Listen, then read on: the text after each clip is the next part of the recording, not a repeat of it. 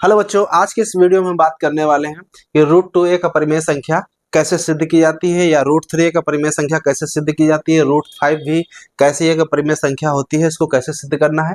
और ये जो 10th क्लास के लिए बच्चों के लिए सबसे ज्यादा इंपॉर्टेंट इसलिए भी हो जाता है क्योंकि उनका जो फर्स्ट चैप्टर है रियल नंबर, ये क्वेश्चन लगभग बोर्ड एग्जाम में, चाहे वो सीबीएसई बोर्ड हो, चाहे वो यूपी बोर्ड हो या अदर बोर्ड हो, या रूट 2 अपरिमेय संख्या सिद्ध करने का क्वेश्चन लगभग हर बार ये पूछ लिया जाता है ना। तो इसको कैसे हम सीखते हैं कि रूट 2 एक अपरिमेय संख्या या रूट 5 एक अपरिमेय संख्या कैसे सिद्ध करते हैं। इसके लिए सबसे पहले हमें दो बातें जानना बहुत आवश्यक है कि हमारी जो वास्तविक संख्या है, वास्तविक संख्या है,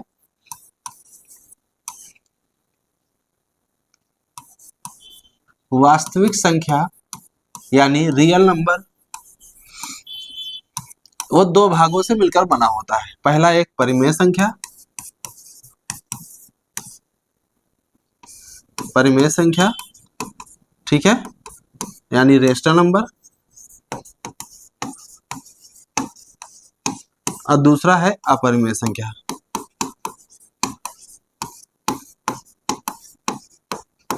यानी इरेशनल नंबर।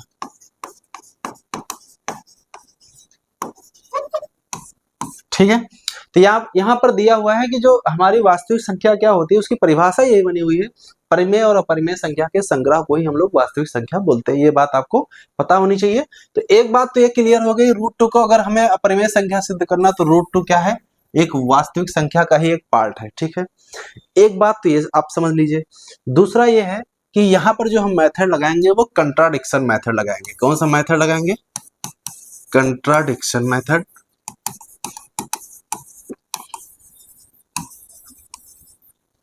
इस मेथड को जानना अति आवश्यक है।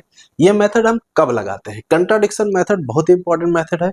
हम क्या करते हैं, ये मेथड तब यूज करते हैं जब कभी भी किसी भी संख्या को जो चीज सिद्ध करनी होती है उसका हम लोग उल्टा कंसीडर करते हैं। जैसे सपोज करिए कि यहाँ पर हमें सिद्ध करना है अपरिमेय संख्या, तो हम लोग कंसीडर करेंगे कि माना इसके विपरीत या बाय कंट्राडिक्शन मेथड ये रूट 2 क्या है, एक परिमेय संख्या है। देखिए एक चीज समझिए, हमारी कोई भी संख्या होगी रियल में, अगर हम कोई भी संख्या रैंडम चूज करते हैं तो अगर उसकी बात की जाए या तो वो परिमेय संख्या होगी और या तो वो अपरिमेय संख्या होगी। इतना तो क्लियर हो गया कि हमारी जो वास्तविक संख्या होती है उसके दो ही भाग होते हैं।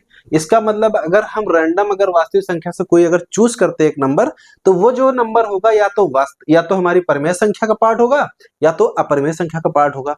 तो एक चीज यहाँ पर ये चीज है कि रूट 2 हम यहाँ पर क्या करेंगे, रूट 2 को हम कंट्राडिक्शन मेथड से जस्ट उल्टा कंसीडर करेंगे। जैसे यहाँ पर लिखा है कि अपरिमेय सिद्ध करना है तो हम यहाँ पर क्या मान के चलेंगे, परिमेय संख्या मान के चलेंगे। ठीक है, ऐसा इसलिए मानते हैं कि ये तभी लिया जाता है कंट्राडिक्शन मेथड जब एक चीज कंसीडर करे, अगर वो रूल फेल हो जाए तो दूसरा अपने आप लागू हो जाए। जैसे यहाँ पर हम यहाँ कंसीडर करते हैं परिमेय संख्या को और इसको सॉल्व करते समय एक ऐसा रूल आ जाए कि वो फेल हो जाए, तो हम लास्ट में ये बोलेंगे कि नहीं नहीं ये परिमेय संख्या नहीं होगी, ये दूसरी संख्या होगी। तो दूसरा ऑप्शन हमारे पास अपरिमेय संख्या का है। इसका मतलब है अगर हम ये बात कहें कि अगर ये बात कहें कि दो अगर परिमेय नहीं है तो इसका मतलब दो क्या होगी, अपरिमेय होगी। अगर हम ये कहते हैं दो जो है अपरिमेय नहीं है तो क्या है, 2 परिमेय हो जाएगी। इसका मतलब ये हुआ कि इसको जो है इन दोनों में से किसी एक को होना ही पड़ेगा। ऐसा नहीं हो सकता कि कोई भी वास्तविक संख्या इन दोनों प्रॉपर्टी को होल्ड ना करे। इसका मतलब ये हुआ कि या तो वो परिमेय संख्या होगी और या तो वो अपरिमेय संख्या होगी। ठीक है, चलिए इसी मेथड का हम यूज करते हैं, कंट्राडिक्शन मेथड, कि रूट 2 एक अपरिमेय संख्या कैसे सिद्ध करते हैं। देखिए बहुत ही इंपॉर्टेंट है पॉइंट है ये, इसमें हम एक एक बात सीखेंगे। ठीक है, चलिए देखते हैं। सबसे पहले क्या करेंगे हम लोग मानेंगे इसके विपरीत। माना कंट्राडिक्शन मेथड्स करें, ठीक है, माना इसके विपरीत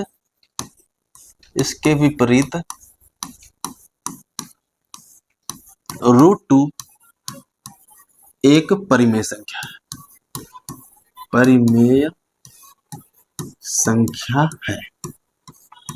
ठीक, ये बात समझ में आ गई। हमने क्या माना, रूट 2 एक क्या माना है, परिमेय संख्या माना है। यहाँ पर लिखा था अपरिमेय संख्या सिद्ध करनी, हमने इसका उल्टा माना है कि ये जो संख्या हमारी रूट 2 है कैसी संख्या है, परिमेय संख्या। अब आपको बताइए जरा हमको कि √2 अगर परिमेय संख्या, तो परिमेय संख्या की परिभाषा कहती है कि प्रत्येक संख्या को p बटा q के रूप में लिखा जा सकता है। इसका मतलब यह है कि दिस इंप्लाइज √2 बराबर हम क्या लिख सकते हैं, p बटा q। क्या लिख सकते हैं, p बटा q। p बटा q क्यों लिख सकते हैं, क्योंकि ये हमारी √2 एक परिमेय संख्या अगर हमने कंसीडर कर लिया है, तो परिमेय संख्या की परिभाषा ही कहती है कि किसी भी संख्या को p बटे q के रूप में लिखा जा सकता है यदि वो परिमेय संख्या है। यहाँ पर एक चीज और ध्यान दीजिए, यहाँ पर एक चीज आप हमको ये बताइए, जैसे 4/6 इसको अगर हम देखें तो इसको काट दें तो 2/3 होता कि नहीं होता, ठीक है। अगर हम देखें 7 यहाँ पे 14 है, तो इसको लिख सकते 1/2। देखिए इसको काट दीजिए, 7 1 कम 7, 7 दूनी 14। तो इसका मतलब ये एक बात तो ये क्लियर हो गई, किसी संख्या को, परिमेय संख्या को उसके सिंपलेस्ट फॉर्म में लिखा जा सकता है। ये क्या है, सिंपलेस्ट फॉर्म। ये परिमेय संख्या का कैसा फॉर्म है, सिंपलेस्ट फॉर्म है, ठीक है। अच्छा एक चीज और देखिए, जैसे मान लीजिए 1/2 मेरे पास संख्या है, 1/2 को हम ये भी लिख सकते हैं, अगर 2 से ऊपर नीचे गुणा कर दे 2/4, अगर 3 से गुणा कर देते हैं 3/6, अगर 4 से गुणा करते हैं तो 4/8। अच्छा देखा जाए तो ये सारी संख्या बराबर है, क्या है, बराबर है। तो यहाँ पर देखिए, और यहाँ देखिए, और यहाँ देखिए, और इसमें देखिए, इन चारों पार्ट में ये ऐसा पार्ट है जिनमें इन दोनों का HCF जो है वो 1 है, क्या है, 1 है। लेकिन इन तीनों भागों में देखिए यहाँ HCF कितना आ रहा है, 2 आ रहा है, 3, 2 और 4 का। यहाँ 3 और 6 जो HCF है यानी मासापा जिसको बोलते हैं, वो 3 आ रहा है, और यहाँ 4 और 8 का मासापा कितना आ रहा है, 4 आ रहा है। तो एक बात तो ये क्लियर हो गई, किसी भी संख्या का जो सिंपलेस्ट फॉर्म होता है वो यूनिक होता है, यानी 1/2 जो है, इसके अलावा और कोई और इसका यूनिक पार्ट नहीं होगा, यानी इसका सिंपलेस्ट फॉर्म एक ही होता है। लेकिन इसके अदर फॉर्म जो होते हैं, आप देखिए 1/2 को किसी से ऊपर नीचे गुणा कर दीजिए, संख्या चेंज हो जाएगी हमारी। देखिए यहाँ 2/4, 3/6 आ रहा, 4/8, इस तरह से आप बढ़ाते चले जाइए। यहाँ से अगर 5 से गुणा कर देंगे तो 5/10 हो जाएगा, ठीक है। ये बात क्लियर हो गई। इसका मतलब है प्रत्येक परिमेय संख्या को उसके हम सिंपलेस्ट फॉर्म में लिख सकते हैं। और सिंपलेस्ट फॉर्म क्या होता है कि जब किसी संख्या को सिंपलेस्ट फॉर्म लिख देते तो उनका मासापा कितना होगा, यानी HCF यहाँ पर अगर 2 और 3 की बात करें कितना होगा, 1। यहाँ पर 1 और 2 का HCF कितना होगा, HCF कितना होगा, वो 1 होगा। इसका मतलब है प्रत्येक परिमेय संख्या को हम उसके सिंपलेस्ट फॉर्म में लिख सकते हैं, जिनका जो है मासापा क्या होगा, 1 होगा। या एक कह सकते हो इन दोनों का कॉमन फैक्टर जो है वो 1 होगा, ठीक है। ये चीज यहाँ पे समझेंगे हम लोग। चलिए देखते हैं, आगे देखते हैं।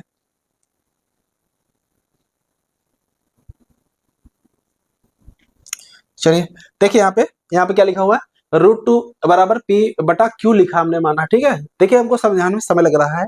अगर आपने एक बार समझ लिया कि हम ये सारी चीजें लिख क्यों रहे हैं, एक बार समझ में आ गया, तो दोबारा आप दुनिया का कोई भी क्वेश्चन अगर आपको मिल जाता है कि सिद्ध करिए परिमेय संख्या, तो उसमें आपको दिक्कत नहीं होगी, रटने की जरूरत नहीं है इस क्वेश्चन को, ठीक है। यहाँ पर हमने क्यों आपको ये सारी चीजें समझाई, अभी आपको समझ में आ जाएगी। √2 बराबर p/q के रूप में हमने लिखा है, तो p/q अगर परिमेय संख्या है तो ये एक सिंपलेस्ट फॉर्म है। किस फॉर्म में लिखा हुआ है, सिंपलेस्ट फॉर्म में लिखा हुआ है। सिंपलेस्ट फॉर्म इसलिए बोला है क्योंकि उसके अदर फॉर्म तो इनफाइनाइट फॉर्म हो जाते हैं ना। जैसे अभी हमने 1/2 को लिखा जाए तो 2/4, फिर 3/6 है ना, 4/8, इस तरह से कई सारे फॉर्म बना सकते हैं। लेकिन यहाँ पर जो p/q है, अगर हम इसको सिंपलेस्ट फॉर्म लेके चलते हैं तो वो यूनिक होता है, इसका और कोई अदर पार्ट नहीं होता। तो यहाँ पर क्या लिखेंगे, √2 बराबर p/q। यहाँ पर देखिए क्या लिखते हैं, जहां p और q क्या है, q पूर्णांक है, क्या है, पूर्णांक है, ठीक है, तथा HCF p, q बराबर क्या होगा, 1 होगा। HCF जो है p और q का क्या होगा, 1 होगा। ये चीज ध्यान में रखिएगा आप लोग, ठीक है। ये चलिए, तो एक बात तो ये क्लियर हो गई कि p/q के रूप में लिखेंगे, और p और q एक पूर्णांक है, और इनका HCF क्या है, 1 है। ये चीज इतना आपको माइंड में रखना है। और अगर और परिभाषा देखी जाए तो यहाँ पर डिनोमिनेटर इसका कभी भी 0 नहीं होना चाहिए, ये चीज ध्यान में रखिएगा, ठीक। q does not equal to 0। अब आगे बढ़िए, आगे क्या करेंगे, इसका हम वर्ग करने वाले हैं। इसका क्या करेंगे, इसको मान लीजिए इक्वेशन 1, तो यहाँ लिखेंगे समीकरण 1 का वर्ग करने पर, समीकरण 1 का वर्ग करने पर, वर्क करने पर क्या आ जाएगा, √2 का वर्क कर दीजिए और इधर वर्क कर दीजिए p/q का होल स्क्वायर। ठीक है, अब इसका वर्क करेंगे तो √2 का वर्क करेंगे तो 2 आ जाएगा, इसका वर्क करेंगे तो p²/q² आ जाएगा। इतना तो क्लियर हो गया। ठीक है, अब यहाँ पर क्या करेंगे, इसको इधर मल्टीप्लाई करिए, क्रॉस मल्टीप्लाई कर दीजिए तो ये हो जाएगा 2q²। ठीक है, और इधर हो गया हमारे पास p²। देखिए एक एक पॉइंट हम समझा रहे हैं, इसके बाद हमने यहाँ पर इसका वर्ग किया है और ये हमारे पास लास्ट में समीकरण क्या आया, देखिए यहाँ पर देखिए, चलिए देखते हैं, ध्यान दीजिएगा यहाँ पर आया है हमारे पास p² बराबर क्या है हमारे पास, देखिए p² बराबर जो हमारे पास आया है यहाँ पर है ये 2q²। ठीक है, इतना रिजल्ट आया, ये इसको हम समीकरण 2 मान लेते हैं। ठीक है, अब ध्यान दीजिए कि p² बराबर 2q² आ गया। इस रिजल्ट को थोड़ा सा ऑब्जर्व करना है। ऑब्जर्व कैसे करना है, यहाँ p² किसका मल्टीपल है, देखिए 2 का। किसका मल्टीपल, 2 का। तो हम आपसे कहते हैं कि 2 किसको विभाजित करेगा, तो p² को करेगा। जैसे सपोज करिए, मैं एग्जांपल आपको यहाँ समझाता हूँ। जैसे मान लीजिए 16 है, तो 16 को लिख सकते हो 2 × 8 लिख सकते हो। ठीक है, 16 बराबर 2 × 8 लिख सकते हो। तो जो 2 है वो किसको विभाजित करेगा, 16 को।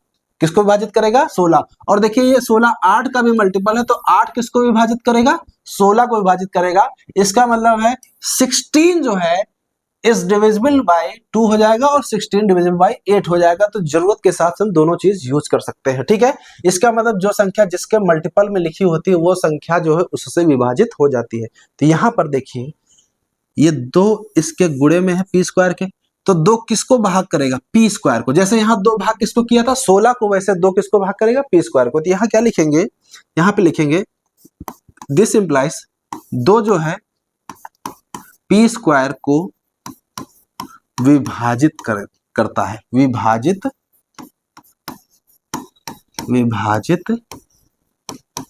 करता है। अंग्रेजी में लिखना चाहो तो लिख सकते हो 2 डिवाइड्स p²। क्या लिखोगे, 2 डिवाइड्स p²। ठीक है, ये बात समझ में आ गई। अब आपको ये समझना है, इसके बाद हम एक लाइन लिखने वाले हैं, वो लाइन बहुत इंपॉर्टेंट है। यहां पे लिखेंगे 2p को भी विभाजित करेगा। ये पॉइंट बहुत इंपॉर्टेंट है। इस लाइन के बाद ये पॉइंट लिखना कौन से नियम से होता है वो मैं आपको समझाता हूं। ठीक है, देखो यहां पर p⁴n को, ठीक है, p⁴n को अगर कोई भी संख्या विभाजित करती है, यहां पर देखिए, यहां पर सब, यहां 2 विभाजित कर रहा था इसको, p⁴n को, तो जो 2 है वो p को भी विभाजित करेगा। और ये कब होता है, जब विभाजित करने वाला एक संख्या प्राइम नंबर हो। क्या हो, प्राइम नंबर होना चाहिए। प्राइम संख्या क्या होती है, जो संख्या खुद से और 1 से ही कटे, इसके अलावा और किसी से न कटे, यानी जिसके 2 ही फैक्टर होते हैं। जैसे यहाँ 2 है, 2 प्राइम है, यहाँ 3 होता तो भी आप यहाँ कह सकते थे कि 3 जो है p⁴n को डिवाइड करता है, तो 3 जो है p को भी करेगा। लेकिन अगर यहाँ 4 होता, समझिए, अगर यहाँ ये होता 4 जो है p⁴n को विभाजित करता है, तो 4 जो है p को विभाजित करेगा। ये कोई कंपलसरी नहीं होगा, क्योंकि यहाँ 4 जो लिखा हुआ है ये प्राइम नंबर नहीं है। तो ये चीज यहाँ पर प्रॉपर्टी हमने यहाँ पर इस्तेमाल किया। देखिए 2 जो है p को विभाजित करेगा, कब करेगा, क्यों, क्योंकि 2 यहाँ क्या है, 2 यहाँ क्या है, 2 जो है वो प्राइम नंबर है। क्या है, प्राइम नंबर। अगर ये प्राइम नंबर ना होता तो फिर हम ये लाइन नहीं लिख सकते थे। ठीक है, 2 p को भी विभाजित करेगा। तो ये प्रॉपर्टी होती है, इस प्रॉपर्टी को याद रखिएगा। ठीक है, इसको समझाने के लिए और हम आपके इसको और डीपली समझाते हैं। देखिए कैसे समझते हैं इसको।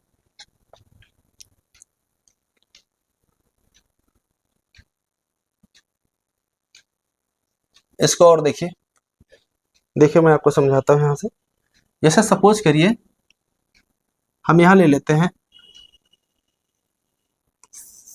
8, यहां से ले लीजिए 16। ठीक है, या इसको लिख सकते हो 4 का स्क्वायर। ठीक है, समझ में आया। 8 बताइए क्या इसको p² को विभाजित कर रहा है कि नहीं कर रहा है, 4 की घात 2 को कर रहा है। इसको आप हटा दीजिए, इसको आप समझने के लिए इसको आप हटा दीजिए, चलिए, है ना।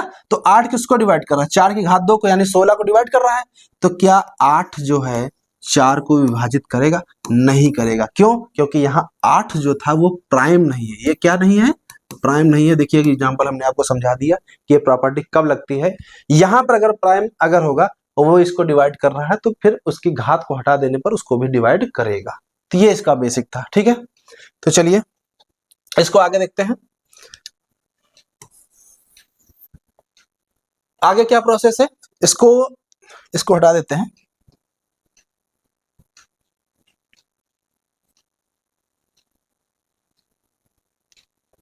चलिए यहां देखिए लिखा 2p को विभाजित करेगा। यहां तक आपको समझ में आ गई। यहां पर हम एक चीज लिखने जा रहे हैं, p बराबर 2k। ये बात समझ में आई? ये किस प्रकार से लिखा? 2 जो है p को विभाजित करता है तो p बराबर 2k किस हिसाब से लिखा वो बात आप यहां समझिए। ठीक है, देखिए हर एक पॉइंट आप समझिए कि ये सारे स्टेप क्यों लिखे जाते हैं। जैसे आप बताइए 16 को 2 विभाजित करता है कि नहीं करता है? कट गया, 8 बार चला गया। ठीक है, तो एक चीज बताइए 16 बराबर हम 2 गुणे में समथिंग एक नंबर डाल सकते हैं नहीं डाल सकते हैं? कौन सा नंबर होगा? वो 8 नंबर होगा। ठीक है, यानी 16 को कौन विभाजित कर रहा था? 2 विभाजित कर रहा था, तो इसलिए हमने 16 बराबर 2 लिखा और गुणे में यहाँ क्या लिख दिया? 8 लिख दिया। सेम इसी तरह से जैसे 125 को कौन विभाजित करता है? 5 कौन विभाजित करता है? 5 विभाजित करता है। तो 125 बराबर क्या लिख सकते हो? 5 गुणे एक संख्या यहाँ पर डाल दी जाएगी जो यहाँ पर इक्वलिटी को बैलेंस करेगी। ठीक है, वो संख्या कौन सी होगी? 25 संख्या होगी। तो इसका मतलब ये है कि जो संख्या जिसको विभाजित करती तो वो चीज बराबर में उसका मल्टीपल गुणे में एक संख्या आ जाती है। तो यहाँ पर एक चीज हमको पता है कि 2 जो है p को विभाजित कर रहा है, तो हमें p नहीं पता है ना, तो p बराबर 2 लिखेंगे। समथिंग में एक हम यहाँ पर एक इंटीजर डाल देंगे। तो यहाँ पर k क्या है? k एक पूर्णांक है। k क्या है? एक पूर्णांक है। ठीक है, यहां तक आपको समझ में आ गई बात। अब क्या करने वाले हैं, ध्यान दीजिएगा। इस जो यहाँ पर जो k या p की वैल्यू आई है, देखिए ध्यान से, ये जो p बराबर 2k आया है, इसको हम किस में रख देंगे? समीकरण 2 में रखने वाले हैं। ठीक है, इस समीकरण को आप तो यहाँ पर ले लीजिएगा।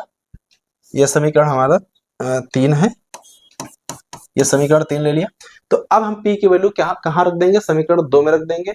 और ये हमने कहाँ से किया है? जो पीछे हमने वर्क किया था, जो समीकरण बना था, उसी समीकरण में हम लोग यहाँ पर p की वैल्यू इसमें पुट करने वाले हैं। ठीक है, अब आगे देखिए। अब यहां लिखेंगे p बराबर 2k समीकरण 2 में रखने पर। ठीक है, समीकरण 2 क्या था? आप देखिए साफ साफ हमारे पास समीकरण 2 बराबर p स्क्वायर बराबर 2q स्क्वायर लिखा है। तो p जहां जहां होगा वहां पर 2k रख देंगे, तो ये हो जाएगा 2k का होल स्क्वायर। ये हो गया 2k का होल स्क्वायर बराबर हो गया 2q स्क्वायर। ठीक है, इसको वर्क करिए जरा, देखिए क्या आता है? 4k स्क्वायर बराबर 2q स्क्वायर। 2 से काट दे, 2 दूनी 4, तो q स्क्वायर बराबर आ गया हमारे पास 2k स्क्वायर। ठीक है, ये इतना रिजल्ट आ गया हमारे पास। यहां पर ध्यान दीजिए, ये जो रिजल्ट हमारे पास आया है ये बहुत ही आसान है। बिल्कुल सेम उसी तरह से यहाँ से p स्क्वायर बराबर जैसे 2q स्क्वायर आया था, वैसे सेम हमारे पास आ गया q स्क्वायर बराबर 2k स्क्वायर।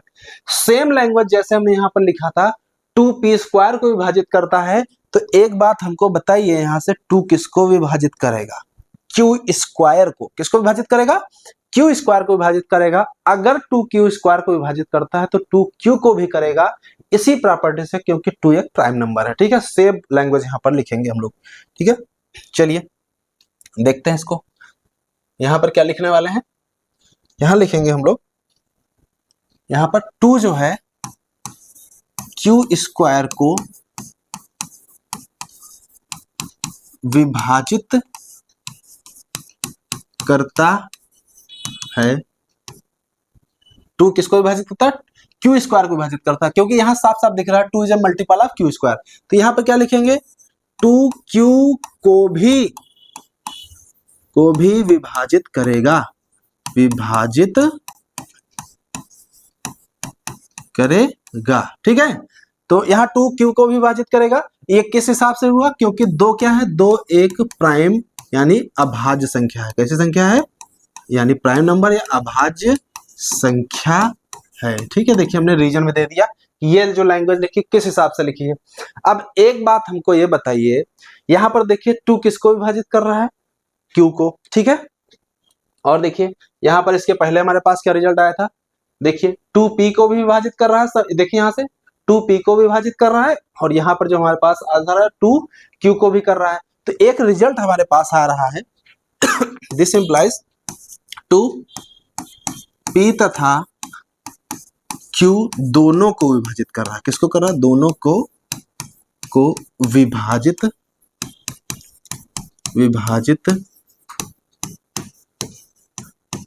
कर रहा है, ठीक है। ये बात समझ आ गई, 2P को भी विभाजित कर रहा है, Q दोनों को विभाजित कर रहा है। एक बात हमको ये बताइए, स्टार्टिंग में हमने एक पॉइंट आपको बताया था, ध्यान दीजिए, यहां पर देखिए स्टार्टिंग में हमने एक पॉइंट लिखाया था, यहां पर देखिए हमने शुरू में लिखा था P और Q का एचसीएफ क्या है 1, ठीक है। इसका मतलब ये है कि P और Q का अधिकतम जो कॉमन फैक्टर होगा ना, यानी उभयनिष्ठ गुणनखंड, वो 1 से ज्यादा नहीं होगा। इसका मतलब P और Q को अगर दोनों को अगर विभाजित करने वाली संख्या 1 से ज्यादा नहीं हो सकती। लेकिन जो अभी हमारे पास रिजल्ट आया वो क्या आया, देखिए बहुत ही इंटरेस्टिंग रिजल्ट आया है, ठीक है। देखिए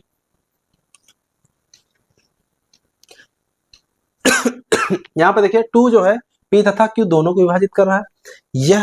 यह जो है, जो हमारे पास रिजल्ट आया, यह इस बात का विरोध करती है, जो उपरोक्त कथन, यहाँ क्या लिखेंगे, उपरोक्त कथन इस बात का विरोध करता है, इस बात का विरोध करता है कि P और Q का जो HCF है वो 1 है, ठीक है, ठीक है। ये जो कथन है, ये कथन जो हमने लिखा है, ये कथन, उपरोक्त कथन इसके लिए यूज किया गया है, ठीक है। इस बात का विरोध करता है कि HCF और P और Q बराबर 1 है, ठीक है। ये इस बात का विरोध कर रहा है क्योंकि ऊपर हमने कहा था P और Q का HCF 1 होगा। तो एक बात तो ये क्लियर हो गई कि जो हमने ऊपर माना था वो बात गलत सिद्ध हो गई। अगर वो बात सही होती, जो हमने कहा था √2 एक परिमेय संख्या हमने माना ना, अगर वो परिमेय संख्या एक्चुअल में होती तो यहाँ P और Q का जो मासा पाया, देखिए यहाँ पर P और Q को जो दोनों को विभाजित कर रहा है, ये बात ना आ रही होती। ये जो लाइन यहाँ पर आई है ये गलत ना आ रही होती, क्योंकि ये बात गलत हो गई ना। अगर हमारा √2 परिमेय संख्या जो हमने माना है, अगर वो बात सत्य होती तो ये चीज थोड़ी आ जाती कि 2P और Q दोनों को विभाजित करे, ऐसा थोड़ी आ जाता है। तो यहाँ पर यही तो लिखा हमने कि यह जो कथन आया है ये इस बात का विरोध कर रही है कि P और Q का HCF 1 होगा। इसका मतलब है दिस इंप्लाइज, यहाँ क्या लिखेंगे, दिस इंप्लाइज √2, यानी हमारी मान्यता, दिस इंप्लाइज हमारी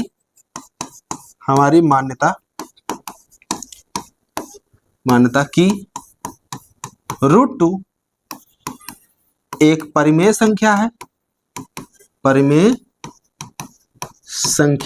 है, यानी जो हमने माना था √2 एक परिमेय संख्या है, गलत है। क्या है, गलत है। तो गलत है तो सही क्या है, ये हमने शुरू में ही बताया था कि हमारे पास अगर कोई संख्या है, अगर वो परिमेय नहीं हुई तो वो ऑलरेडी अपरिमेय सिद्ध हो जाती थी। यहाँ पर हमने ये पाया कि √2 जो हमने माना परिमेय संख्या, ये गलत है। तो अगर ये परिमेय नहीं है तो अपने आप सिद्ध हो जाता है ये कैसी संख्या है, अपरिमेय, क्योंकि वास्तविक संख्या के 2 ही पार्ट होते हैं, एक परिमेय और दूसरा अपरिमेय, ठीक है। तो यहाँ पर लिखेंगे दिस इंप्लाइज √2 एक अपरिमेय संख्या होगी, ठीक है, होगी। ये इसका फुल सॉल्यूशन था। एक बार और देख लीजिए, मैं एक बार फिर से आपको समझा देता हूं। बहुत ही आसान तरीका था, इसमें कुछ खास नहीं है। यहाँ पर देखिए हमने क्या किया, इसके विपरीत √2 एक क्या माना हमने, परिमेय संख्या माना है, जिसको P बटा Q के रूप में लिखा जा सकता था। P और Q का HCF 1 कैसे आया वो भी हमने आपको पूरे पॉइंट समझाए। यहाँ लिखा है वर्क कर दिया दोनों तरफ। अगला स्टेप वर्क कर दिया, वर्क करने के बाद यहाँ पर देखिए, यहाँ पर आ गया P² 2 का मल्टीपल था, तो यहाँ लिखा 2 जो है P² को विभाजित करता है, 2 P को भी करेगा। क्यों, 2 एक प्राइम नंबर है, अगर 2 P को विभाजित करे तो यहाँ पर देखिए P बराबर क्या लिख दिया, 2K लिख दिया, क्योंकि 2 का मल्टीपल होगा, K एक पूर्णांक होगा। आगे यही चीज हमने क्या किया, समीकरण 2 रख दिया, समीकरण 2 रखने बाद Q² बराबर 2K² आ गया। तो यहाँ पर क्या लिखा है, Q² जो है 2 का मल्टीपल है, तो यहाँ पर लिखेंगे 2 जो है Q² को विभाजित करता है। देखिए यहाँ पर लिखा 2 Q² को विभाजित करता है, तो 2 Q को भी विभाजित करेगा कब, जब 2 एक अभाज्य संख्या होगी। ठीक है, यहाँ पर हमने पाया दो चीज में पाई कि 2 जो है p को विभाजित कर रहा है, q दोनों को विभाजित कर रहा है, और यही इस बात का विरोध करती है कि p और q का HCF 1 है, क्योंकि शुरू में हमने HCF 1 बोला था। ठीक है, तो यानी हमारी मान्यता √2 एक परिमेय संख्या वो गलत है, तो स्वतः ही सिद्ध हो जाता है कि √2 एक अपरिमेय संख्या होगी। ठीक है, चलिए अगला क्वेश्चन देखते हैं। अगला क्वेश्चन है हमारे पास, so that √3 is an irrational number. इस क्वेश्चन को कैसे करना है, बिल्कुल सेम प्रोसेस से करना है।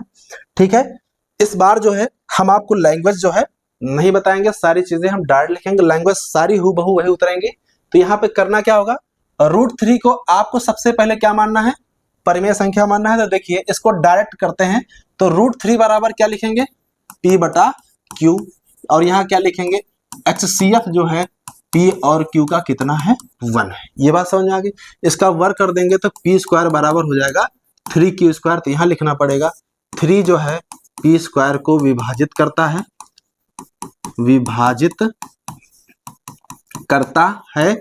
तो 3 जो है p को भी विभाजित करेगा। तो यहाँ पर परिभाषा के हिसाब से लिख देंगे p बराबर 3k, और k क्या है, k एक पूर्णांक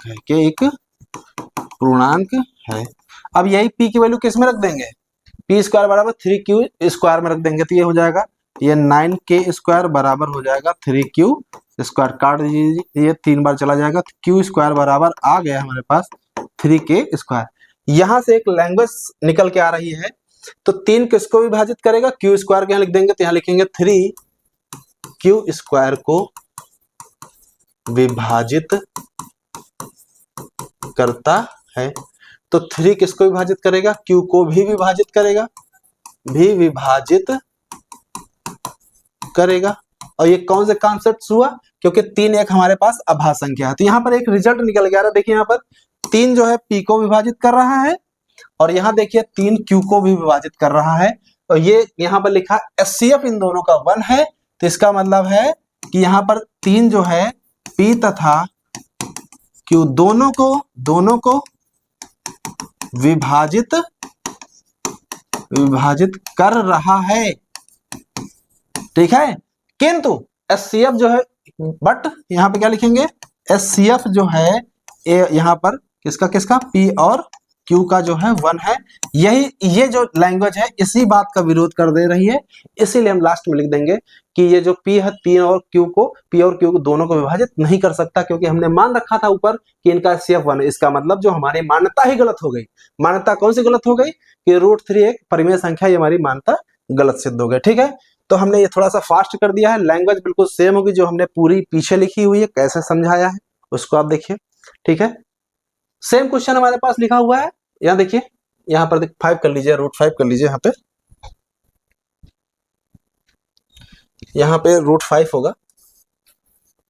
ठीक है, तो सेम क्वेश्चन यहाँ √5 के लिए भी हम वही प्रोसेस यूज करेंगे जो हमने पहले शुरू में यूज किया था। देखिए यहाँ पे √5 के लिए देखिए हम आपको समझा देते हैं इसमें √5 कैसे करेंगे, इसी में कर लीजिए। इसके विपरीत यहाँ पे क्या लिखेंगे, यहाँ पर क्या लिख देंगे, यहाँ पे क्या लिख देंगे बोलिए, यहाँ पर लिख देंगे हम, यहाँ लिख देंगे, इसकी जगह पर लिख देंगे यहाँ पे लिख देंगे √5। फिर इसके बाद यहाँ पर क्या आ जाएगा, यहाँ पर आ जाएगा √5 आ जाएगा। वर्क करेंगे तो यहाँ पर √2 की जगह पे √5 होगा, और ये वर्क करने पे यहाँ 2 की जगह पे क्या आ जाएगा, 5 आ जाएगा, यहाँ भी 5 आ जाएगा, यहाँ भी हमारा √5 आ जाएगा, सब कुछ सेम रहेगा। ठीक है, आगे बढ़िए, आगे देखते हैं। इसी तरह से यहाँ पर सिर्फ हो जाए p² बराबर, यहाँ पर जो 2 लिखा है इस 2 की जगह पर आ जाएगा 5। ठीक है, जब √5 रखेंगे तो यहाँ लैंग्वेज लिखेंगे 5 जो है यहाँ पे क्या आ जाएगा, इस जगह पे 5 आ जाएगा। 5 p² को विभाजित करता है, तो यहाँ क्या लिखेंगे, 5 p को भी विभाजित करेगा, तो यहाँ पर लैंग्वेज की जगह पर यहाँ 5 आ जाएगा। तो यहाँ लास्ट में हम यहाँ पर क्या करेंगे, ये जो हमारे पास आया है p बराबर 5 के, इस 5k की वैल्यू समीकरण 2 में रख देंगे, तो यहाँ हो जाएगा बिल्कुल सेम, यहाँ पर रिजल्ट आ जाएगा। यहाँ पर देखिए, यहाँ पर आ जाएगा q² बराबर 5k², ये रिजल्ट आ जाएगा। तो यहाँ पर लैंग्वेज लिख देंगे 5q², यहाँ पर 2 की जगह क्या आ जाएगा 5, यहाँ भी क्या आ जाएगा 5 q को भी विभाजित करेगा। सेम इसी तरह से आगे बढ़ते चले जाएंगे, सेम लैंग्वेज, सब लैंग्वेज में कोई चेंज नहीं करना है। यहाँ पे लिखेंगे 5p तथा q दोनों को विभाजित कर रहा है, यह इस बात का विरोध कर रहा है कि HCF p और q का 1 होगा, ठीक है।